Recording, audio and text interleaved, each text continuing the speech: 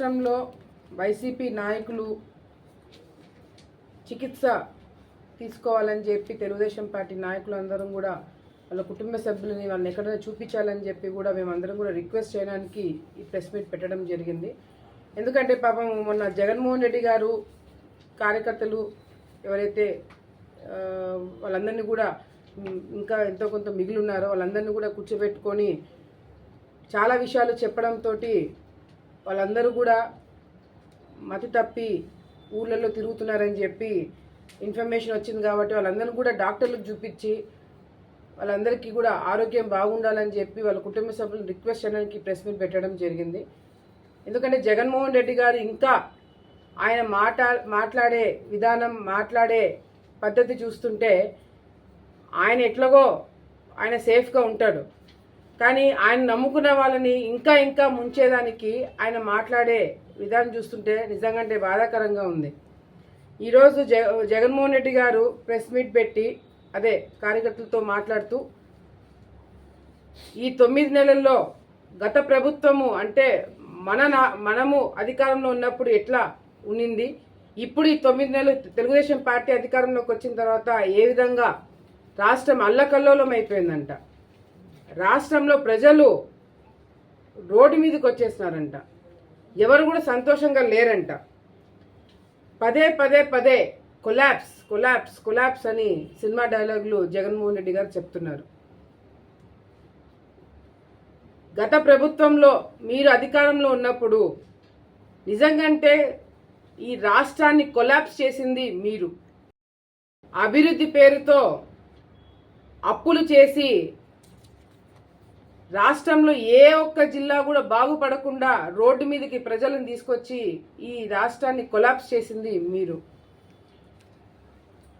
ఈ అధికారంలోకి వచ్చిన మొదటి రోజు నుంచి చివరి వరకు తప్పుడు కేసులు పెట్టించుకొని తెలుగుదేశం పార్టీ నాయకులు ఎంత ఇబ్బందులు పెట్టారో మేమందరం కూడా ఇంకా గుర్తుపెట్టుకున్నాం. పోలీసులను ఎట్లా వాడుకోవాలా, అధికారులను ఎట్లా వాడుకోవాలా, అధికారులు ఎవరైనా వినకపోతే వాళ్ళని ఎట్లా సస్పెండ్ చేయాలనేది మీ ప్రభుత్వంలో మేమందరం కూడా చూడడం జరిగింది. పదే పదే పదే జగన్మోహన్ రెడ్డి గారు స్కాములు జరిగినాయి ఎమ్మెల్యేలు అందరూ కూడా ఈ 9 నెలలలో స్కాములు చేశారు. ప్రతి ఒక్క ఎమ్మెల్యే స్కామ్ చేస్తున్నాడంట. పాపం జగన్మోహన్ రెడ్డి గారు ఆయన కూడా ఒక ఎమ్మెల్యే అయిన సంగతి మర్చిపోతున్నాడు. 11 మంది ఎమ్మెల్యేలు ఇంకా వాళ్ళ పార్టీలో ఉన్నారనే సంగతి మర్చిపోతున్నాడు. ఈరోజు నిజంగంటే తెలుగుదేశం పార్టీ నాయకులు కానీ, చంద్రబాబు నాయుడు గారు కానీ, లోకేష్ అన్న గారి ఎన్డీఏ ప్రభుత్వము అవినీతి చేసే నాయకులు ఉంటే ఇంత పెద్ద స్థాయిలో ప్రజలు తీర్పు ఇచ్చేవాళ్ళు కాదు. గతంలో చంద్రబాబు నాయుడు గారు ముఖ్యమంత్రిగా చేసినారు, ప్రజల కోసం పరిపాలన చేశారే తప్ప ఎప్పుడు కూడా పవర్ కోసం పరిపాలన చేయలేదు. ఈరోజు ఇసుక ఎక్కడ పడితే అక్కడ ఇసుక అంట. మీ ప్రభుత్వం వచ్చినప్పుడు ఇసుక దొరకక ఎన్నో కుటుంబాలు ఆత్మహత్యలు చేసుకున్నారు. డెవలప్మెంట్ అంతా ఆగిపోయింది. ఒక్క ఇల్లు కట్టుకోలేకపోయినారు ఒక 2-3 సంవత్సరాలు ప్రజలు రాష్ట్రంలో. చంద్రబాబు నాయుడు గారు వచ్చిన తర్వాత ఫ్రీ శాండ్, ఉచితంగా ఇసుక ఇస్తున్నారు. ఉచితంగా ఇసుక ఇస్తుంటే దానికి డబుల్ ఛార్జ్ చేస్తున్నారంట. ఎక్కడి నుంచి డబుల్ ఛార్జ్ చేస్తారు? చంద్రబాబు నాయుడు గారు ప్రతి ఒక్క నియోజకవర్గంలో డంప్ యార్డ్ పెట్టాలని చెప్పి చూస్తున్నారు. మరి ఎక్కడి నుంచి ఇసుక అవినీతి జరుగుతుందనేది కూడా నిరూపించాలని చెప్పి కూడా జగన్మోహన్ రెడ్డి గారిని మేము రిక్వెస్ట్ చేస్తున్నాము. పేకాట ఆడిస్తున్నారంట. జగన్మోహన్ రెడ్డి గారికి ఒక చిన్న ఉదాహరణ, మీ ప్రభుత్వము ఉన్నప్పుడు దగ్గరుండి మీ గతంలో పనిచేస్తున్న ఎమ్మెల్యేలు కాదు కదా, మీరు పోలీసులతోనే, జిల్లా స్థాయిలో ఉన్న పోలీసులే దగ్గరుండి పేకాట ఆడిచ్చి డబ్బులు సంపాదించుకొని విశాఖపట్నంలో ఇల్లులు కట్టుకుంటున్నారు. మీ ప్రభుత్వంలో ఎన్ని అవినీతి అక్రమాలు జరిగినాయనేది ఇంకా ప్రజలు ఎవరు మర్చిపోలేదు.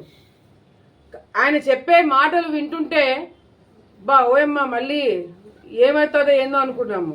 కష్టపడాలంట, కష్టాలు ఎదుర్కోవాలంట, కష్టాల్లో నుంచి సుఖాలు వస్తాయంట. అంటే పోయినా మీరు మీ ప్రభుత్వంలో బాగా కష్టపెట్టాము, తర్వాత మీకు ప్రజలకు సుఖం చూపిస్తాము, ఇప్పుడైతే కష్టమైతే చూపించాలని చెప్పి మీరే ఒప్పుకుంటున్నట్టుగా అనిపిస్తుంది. ఈరోజు జగన్మోహన్ రెడ్డి గారు మనకి మంచి చేసిన వాళ్ళని గుర్తుపెట్టుకోవాలా, చెడు చేసే వాళ్ళని కూడా గుర్తుపెట్టుకోవాలా. కార్యకర్తలు జోలికి వస్తే ఎవరిని కూడా వదిలిపెట్టము, వాళ్ళ అంతు చూస్తామని చెప్పి జగన్మోహన్ రెడ్డి గారు మాట్లాడుతున్నారు. ప్రజలందరూ కూడా మరి ఈరోజు జగన్మోహన్ రెడ్డి గారు ఎందుకు ఆ మాటలు మాట్లాడాల్సి వచ్చింది అనేది కూడా ఎవరికి అర్థం కావట్లే.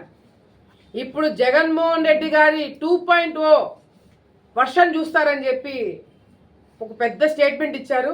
దానికి నవ్వాలా ఏడవాలా తెలియక వైసీపీ నాయకులు చప్పట్లు కొడుతున్నారు అక్కడ కూర్చొని. 1.0నే తట్టుకోలేకపోయినాం ఈయనది, ఇంకా 2.0 అందరికి పిచ్చెక్కిస్తాడేమో అని చెప్పి వాళ్ళ కార్యకర్తలు వాళ్ళే మాట్లాడుకునే పరిస్థితి. ఆయనే అంటున్నాడు గతంలో 1.0లో నేను ఏమీ చేయలేకపోయినాను, ఎవరికి న్యాయం చేయలేకపోయినాను కార్యకర్తలకి అని చెప్పి అంటున్నాడు. జగన్మోహన్ రెడ్డి గారు మీరు కార్యకర్తలకే కాదు ప్రజలకు కూడా ఏం చేయలేదు, ఈ రాష్ట్రానికి ఏం చేయలేదు, రాయలసీమకి ఏం చేయలేదు. 3 రాజధాని పేరు మీద రాష్ట్రాన్ని 3 ముక్కలుగా విడదీసి మీరు డివైడ్ అండ్ రూల్ పాలసీ తెద్దామని అనుకున్నారు. మీరు ఒక్కొక్క ప్రాంతంలో ఒకరిని పెట్టుకొని మీ వాళ్ళని ఏలుదామనుకున్నారు. పాపము విజయసాయిరెడ్డి గారు అసలు ఎందుకు ఆయన రాజీనామా చేసినాడు, ఎందుకు మీకు దూరంగా వెళ్ళిపోయినాడు అనేది స్పష్టత లేకుండా పోతుంది. మీ తర్వాత వీళ్ళు ఏది చెప్తే అది జగన్మోహన్ రెడ్డి గారు చెప్పినట్టుగానే అనే ఒక బిల్డప్ గత 5 సంవత్సరాలకు చూసి ఇప్పుడు సడన్ గా విజయసాయిరెడ్డి గారు బయటకు వచ్చేసినారు. షర్మిల గారు కలిసినారు విజయసాయిరెడ్డి గారిని, వాళ్ళిద్దరు కూర్చొని మాట్లాడుకున్నారు. ఆమె ఓపెన్గా అంటుంది, ప్రెస్లోనే మాట్లాడింది, ఏమని విజయసాయిరెడ్డి గారిని ప్రెస్ మీట్ పెట్టి షర్మిల చెప్పిందంతా కూడా మీరు అబద్ధము, ఇది వాస్తవం అని చెప్పి మీరు ప్రెస్ మీట్ పెట్టారని చెప్పి ఒత్తిడి పెట్టి ప్రెస్ మీట్లు పెట్టించారంట సొంత చెల్లెల మీద. ఇవన్నీ ఇప్పుడు బయటికి వస్తున్నాయి. చాలా మందికి కొన్ని తెలుసు, ఇప్పుడు బయటికి వస్తున్నాయి. మీరు మీ ఇంట్లో దగ్గర మీకోసం కష్టపడి మీకోసము పాదయాత్ర చేసిన మీ చెల్లెల దగ్గర నుంచి వైసీపీ జెండా పట్టుకున్న సామాన్య కార్యకర్త వరకు మీరు ఎవరికి న్యాయం చేయగలిగినారు, ఎంతమందికి న్యాయం చేయగలిగినారు అనేది మీకన్నా ఒక లెక్క ఉండాలి కదా.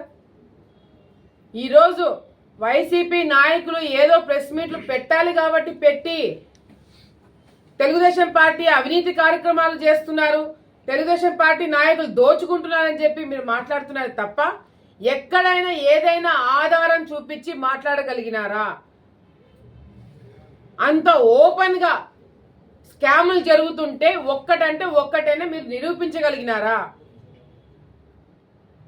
రాయలసీమలో మీరు చేసిన అవినీతి పక్కన పెట్టండి, మోసం, రాయలసీమలో రైతులని ఎంత మోసం చేస్తున్నారు, రాయలసీమలో ఉన్న ఉద్యోగస్తుల్ని ఎంత మోసం చేస్తున్నారు, రాయలసీమలో ఉన్న చదువుకున్న నిరుద్యోగులకు ఎంత మీరు మోసం చేస్తున్నారు.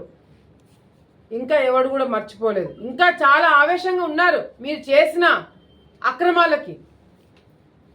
ఇప్పుడు కూడా చెప్తున్నా, ఈ రాష్ట్రం బాగుపడాలన్నా, ఈ రాష్ట్రం ముందుకు వెళ్ళాలన్నా, ఈ రాష్ట్రంలో చదువుకున్న పిల్లలకు ఉద్యోగాలు రావాలన్నా, రైతు బాగుండాలన్నా, ఏది మంచి జరగాలన్నా కూడా అది కేవలం అంటే కేవలం ఎన్డీఏ ప్రభుత్వంతో మాత్రమే సాధ్యమవుతుంది.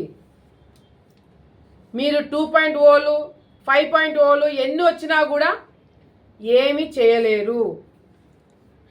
ప్రశ్నించే అవకాశం కూడా అర్హత కూడా ప్రజలు మీకు ఇవ్వలేదు, ప్రతిపక్ష హోదా కూడా లేదు మీకు. ఇప్పుడు అసెంబ్లీ వస్తుంది, జగన్మోహన్ రెడ్డి గారు రావాలని అందరం కోరుకుంటున్నాము, కానీ ఆయన రాడు. ఆయన ఎమ్మెల్యేలను కూడా పంపిడు. ఏమంటే ఆయన ప్రతిపక్ష హోదా కావాలని చిన్నపిల్లల్లాగా మానం చేస్తున్నాడు. ప్రతిపక్ష హోదా అనేది మీరు కావాలి కావాలి కావాలి అంటే ఇచ్చేది కాదు, అది ప్రజలు ఇచ్చే తీర్పు. ఆ ప్రజలు మీ మీద నమ్మకం లేక మీకు ఆ తీర్పుని ఒక ఎమ్మెల్యే స్థానంలో మిమ్మల్ని కూర్చోబెట్టినారు. అది మీరు అర్థం చేసుకోకుండా అహంతో నాకు ప్రతిపక్ష హోదా కూడా లేకపోతే నేను అసెంబ్లీకి పోనంటే మాత్రము అది కరెక్ట్ కాదు. స్టూడెంట్స్ని రెచ్చగొడుతున్నారు. మీకు ఫీజు రియంబర్స్మెంట్ ఇవ్వలేదు, మిమ్మల్ని మోసం చేస్తారని చెప్పి స్టూడెంట్స్ని రెచ్చగొట్టి వాళ్ళతో ధర్నాలు చేపిస్తారంట. ఏమైనా బుద్ధి జ్ఞానం ఉన్నా ఎవడైనా వాళ్ళ జీవితాలు బాగుండాలని చెప్పి కోరుకుంటారు, వాళ్ళు రోడ్డు మీద పడకుండా ఉండాలని చెప్పి కోరుకుంటారు. కానీ మా పార్టీ ఎట్లా రోడ్డు మీద పడింది, వైసీపీ పార్టీ ఎట్లా రోడ్డు మీద పడింది, మీరు కూడా వచ్చి నాతో పాటు కూర్చోండి అని చెప్పి అడిగినట్టుంది. ఇది మీ ప్రభుత్వంలో ఎంతమందిని మీరు విదేశీ విద్య కింద పంపించినారు? ఎంతమంది పిల్లలు మీ వల్ల మీరు తీసుకున్న నిర్ణయం వల్ల ఇళ్లలో కూర్చున్నారు? ఒకసారి లెక్కలు తీసి ఎవరైనా డిబేట్కి వస్తే మేమందరం కూడా సిద్ధం. అంటే మీరు చెప్పే సిద్ధం కాదు, మా సిద్ధం వేరే ఉంటుంది. సో దయచేసి వైసీపీ నాయకులు, ఈరోజు రాష్ట్రంలో రోడ్లు పడుతున్నాయి, ఇల్లు వస్తున్నాయి, లోన్లు వస్తున్నాయి. గత 5 సంవత్సరాలు ఏ ఒక్కరికైనా లోన్ వచ్చిందా అండి?